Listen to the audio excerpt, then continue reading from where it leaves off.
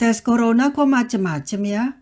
Ada swab test, ada tes serologi, ada rapid test. Bingung jadinya. Kita harus ngetes yang mana nih?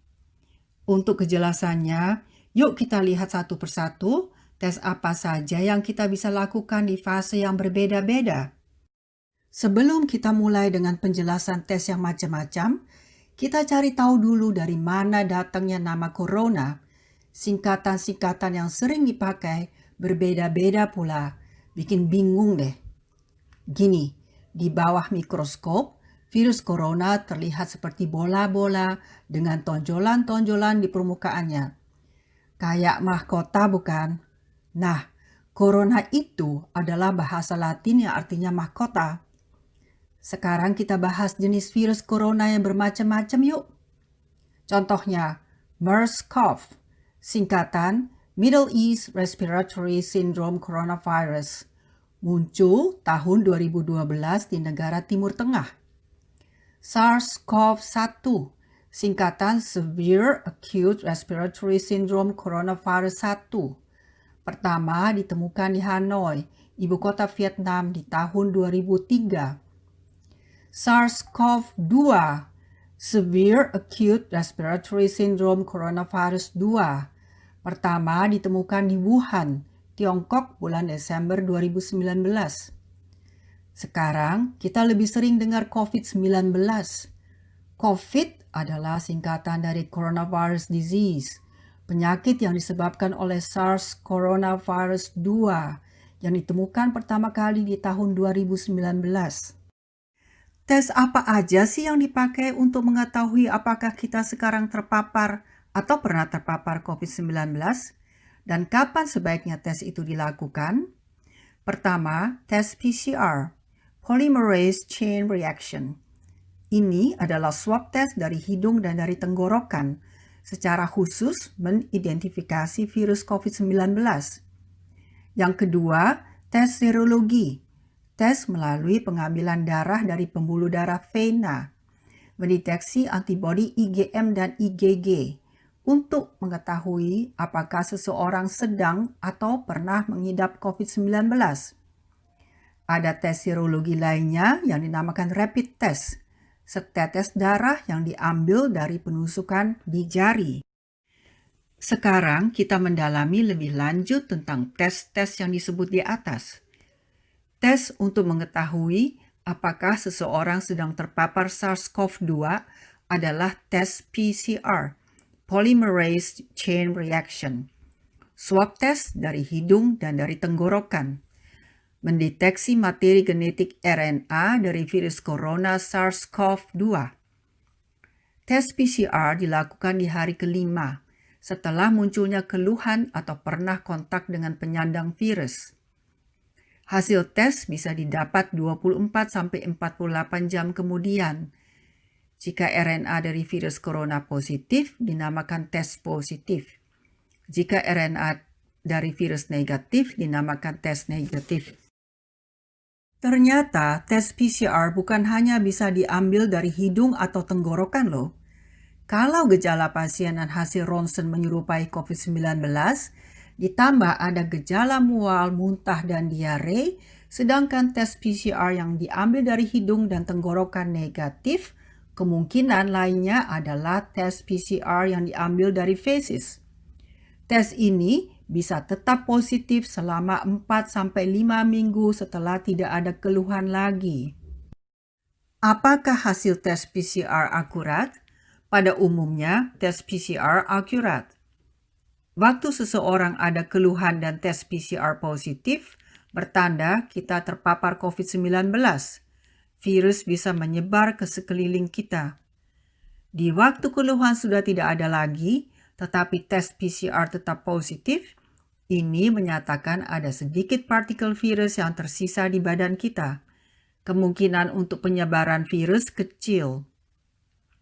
Waktu ada keluhan, tetapi tes PCR negatif, ada dua kemungkinan. Satu, pengambilan swab di tenggorokan dan di hidung tidak tepat. Atau karena adanya kemungkinan pengambilan tes terlalu dini dan virus belum cukup untuk dites. tes bisa diulang kembali. Kemungkinan kedua adalah virus tidak ada di tenggorokan dan hidung. Tes PCR melewati feses bisa dilakukan. Pesannya adalah, jika ada keluhan atau pernah kontak dengan penadang virus, PCR swab test lah yang harus pertama dilakukan, bukan rapid test atau tes antibodi lainnya. Tes berikutnya adalah tes serologi IgM dan IgG, pemeriksaan antibodi. Antara 10-14 hari setelah terpapar infeksi, IgM dan IgG ada kemungkinan sudah hadir di tubuh kita. Puncaknya adalah 3-4 minggu. Keberadaan IgM berlangsung sekitar 5-6 minggu. Jika IgM positif, berarti infeksi virus masih aktif di badan kita. IgG bisa bertahan lama. IgG SARS-CoV-2 belum diketahui berapa lama bisa bertahan. IgG SARS-CoV-1 sudah dibuktikan bisa bertahan 3-5 tahun. Jika IgG positif, berarti kita pernah terpapar infeksi COVID-19. Kita mempunyai imunitas terhadap virus ini. Ada lagi yang dinamakan rapid test untuk mendeteksi IgM dan IgG, untuk mencari tahu apakah seseorang pernah terpapar COVID-19 atau tidak. Tapi, akurasi dari tes ini tidak terlalu tinggi, bisa menunjukkan hasil yang salah. Hasil IgM positif yang salah akan menimbulkan keresahan. Aduh, saya terpapar COVID-19. Hasil IgM negatif dan IgG positif yang salah akan menimbulkan kelalaian yang bisa mengakibatkan penyebaran SARS-CoV-2 ini. Selanjutnya, kita bahas tentang immunoglobulin IgM dan IgG. Immunoglobulin adalah protein yang diproduksi oleh B sel di dalam tubuh untuk melawan benda asing seperti COVID-19. Dengan kata lain, ini adalah sistem imun di tubuh kita. IgM adalah antibodi pertama yang diproduksi saat terjadi infeksi. IgG diproduksi setelah IgM dengan jumlah yang lebih besar dan bisa menetap di tubuh dalam waktu lebih lama. Bagaimana antibodi atau immunoglobulin diproduksi? Nah ini, SARS-CoV-2 masuk ke tubuh kita melewati hidung, mulut, pernafasan, ke sirkulasi darah, bertemu dengan B sel, menjadi B plasma cell yang memproduksi immunoglobulin IgM dan IgG. Via limpa dan darah, IgM dan IgG mengikat virus ini. Tes untuk mengetahui apakah seseorang pernah terpapar COVID-19 ini adalah tes serologi IgM dan IgG. Untuk melihat apakah seseorang sudah menghasilkan antibodi, dengan kata lain, mempunyai imunitas terhadap virus COVID-19. Sensitivity dari tes ini lebih dari 95% dan spesifisiti dari tes ini lebih dari 98%. Cukup besar ya. Setelah 10-14 hari dari timbulnya keluhan pertama, tes serologi menunjukkan IgM dan IgG positif, menandakan virus COVID-19 masih aktif. IgM muncul lebih awal daripada IgG. Jika IgM sudah negatif dan IgG tetap positif, menandakan kita sudah mempunyai imunitas terhadap virus COVID-19. Memang sih, belum tahu berapa lama imunitas ini akan bertahan. Kalau nanti kita sudah mendapat vaksin antivirus COVID-19, hasil tes serologi adalah IgM negatif dan IgG positif. Sekali lagi, ini menandakan kita sudah mempunyai imunitas terhadap virus COVID-19. Vaksin itu adalah virus mati atau virus lemah yang disuntikan ke tubuh kita untuk memicu tubuh memproduksi antibodi. Produksi antibodi ini tidak bisa cepat, masih ada kemungkinan untuk terpapar virus lagi. Oleh karena itu, vaksinasi kedua dibutuhkan. Supaya tidak bingung, jangan lupa ya, jika tes serologi positif, tes PCR tidak diperlukan lagi. Dalam gambar ini, kita bisa lihat grafiknya, kapan coronavirus IgM dan IgG mencapai puncaknya. Pada saat-saat itulah jika tes dilakukan, virus dan antibodi mudah terdeteksi. Sebagai langkah pertama, tes PCR sebaiknya digunakan 5 hari setelah munculnya keluhan. Kita lihat nih ya, garis berwarna biru menunjukkan hari-hari kapan virus sedang aktif dan kapan sebaiknya tes PCR bisa dilakukan. Yang berwarna hijau dan merah, hari-hari kapan sebaiknya tes antibodi IgM dan tes antibodi IgG dilakukan. Ini adalah tabel bagaimana kita bisa menginterpretasikan hasil tes. Fase inkubasi, dengan kata lain, adalah fase terpapar virus sampai timbulnya keluhan. Di fase ini, PCR positif, IgM dan IgG negatif. Fase dini adalah waktu PCR dan IgM positif, sedangkan IgG negatif. Fase aktif adalah waktu IgM positif, IgG negatif, PCR juga negatif. Kemungkinan PCR negatif palsu, bukan palsu bohong loh. Maksudnya, kemungkinan virus tidak terdeteksi atau yang dinamakan false negative. Fase aktif adalah waktu PCR, IgM, dan IgG positif. Fase penyembuhan adalah waktu PCR negatif, IgM, dan IgG positif. Pernah terpapar COVID-19 kah? Adalah waktu hanya IgG positif. Perlu diingat, OTG dan pasien yang bergejala ringan produksi antibodi IgG rendah. Masih ada kemungkinan terpapar infeksi lagi. Masih bingung kan? Sekarang kita coba lihat diagram ini. Tes apa yang harus kita lakukan dalam keadaan tertentu? Misalnya kita ada keluhan pilek, bersin, sakit tenggorokan, demam, kehilangan penciuman, dan lain-lain.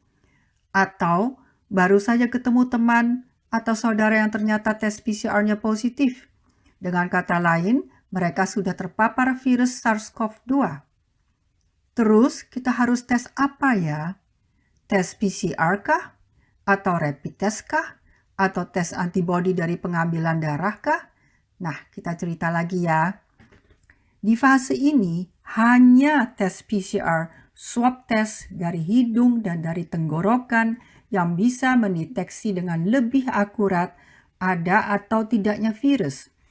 Jadi, sekali lagi, tes PCR adalah langkah pertama yang kita bisa lakukan di hari ke-5 sampai ke-7. Hasil tes bisa didapat kira-kira 24-48 jam. Tapi bisa juga didapat dalam waktu 1 jam. Ini hanya untuk pasien-pasien yang kondisinya memerlukan diagnosa yang cepat. Misalnya gagal jantung, sedang menjalani kemoterapi, transplantasi, dan lain-lain. Jika tes PCR positif, keluhan tidak terlalu berat, yuk kita isolasi diri di rumah selama 10-14 hari. Tapi kalau keluhan menambah, pergilah ke rumah sakit. Nah, bagaimana kalau hasil tes PCR negatif ya? Ada 2 kemungkinan. Jika keluhan juga berkurang, kita bisa bersenang, yes, keluhan saya bukan karena COVID-19. Tapi kalau keluhan sudah 2 hari tidak berkurang, tes PCR bisa diulang loh. Kalau hasil positif, aduh keluhanku toh karena COVID-19. Jika tes PCR tetap negatif, sedangkan keluhan tetap sama atau bertambah, ketuklah pintu dokter di rumah sakit. Dengan keadaan ini, ada 2 kemungkinan. Tetap curiga apakah keluhan disebabkan oleh COVID-19? Tes PCR dari fesis bisa dilakukan.